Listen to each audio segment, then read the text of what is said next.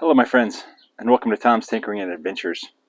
I'm going to show you a couple updates that I've did repairs to the Gambler Lexus IS300. After the last event, a couple things broke, so I'll go over the repairs that we did to get it ready for the next Gambler.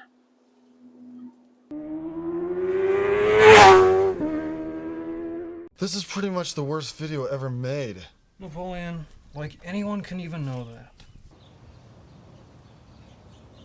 This was the original roof rack that I had on here.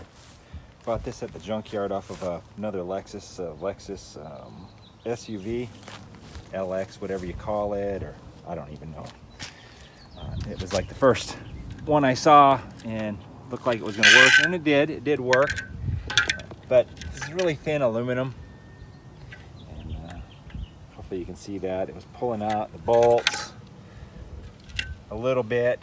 That wasn't really the majority of the problem. The biggest problem was these plastic parts that held the crossbars. Well, all this stuff it was probably a mid-90s, late 90s SUV, so all these plastic parts are just old and weak, and that stuff broke. One of them completely broke off, and this one broke the attachment points there. Anyway, it was okay, and I think maybe if I would have had the roof rack mounted a little bit more solidly, or the basket that I made mounted more solidly to that, it would have worked fine. But like I said, that plastic stuff broke. So what I did is, look at that, what do I got there? Another bed frame. So I found another bed frame laying around and cut down the angle irons.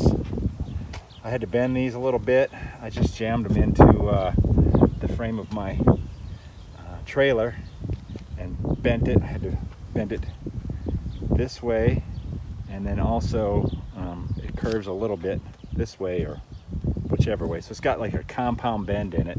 But anyway, I got that mounted. Hopefully you can see the bolts in here.